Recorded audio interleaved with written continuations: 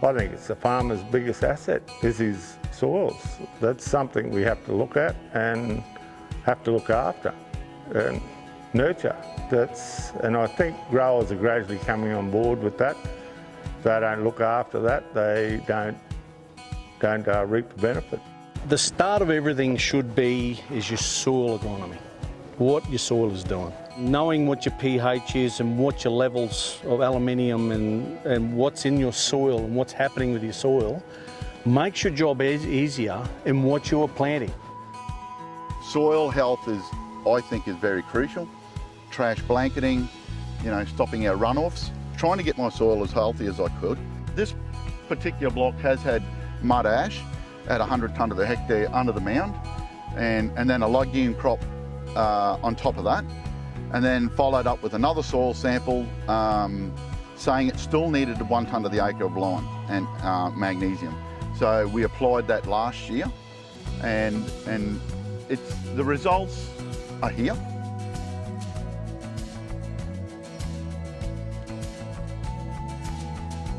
A bit over half of the property are heavy clays, very hard to manage.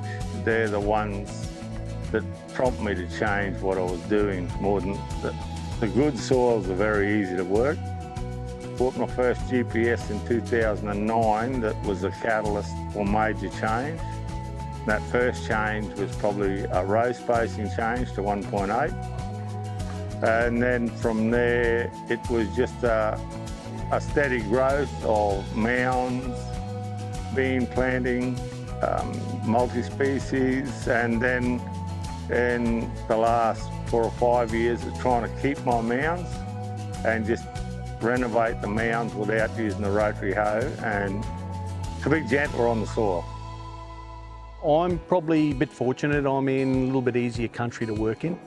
Some people are, like Alan here, has got tougher country to work with. He's got a lot of waterlogging, whereas my country is light sandy grounds, no flooding.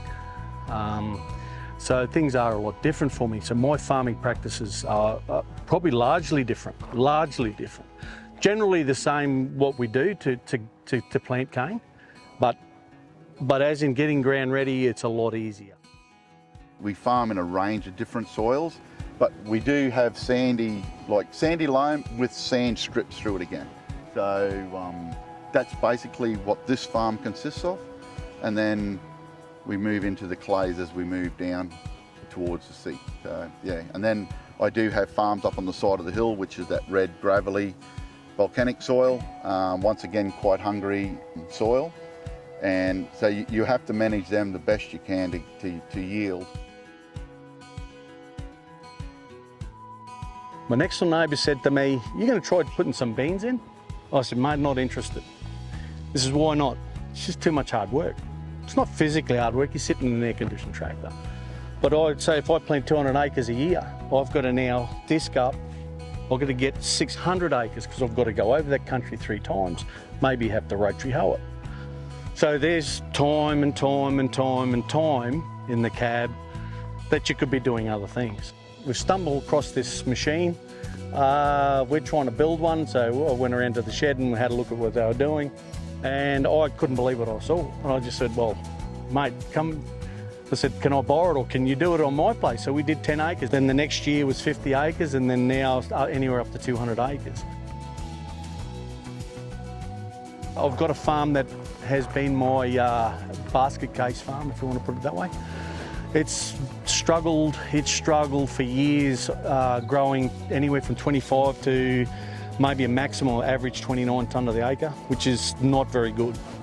In 5 years, I've turned that farm around. It's a 100-acre block.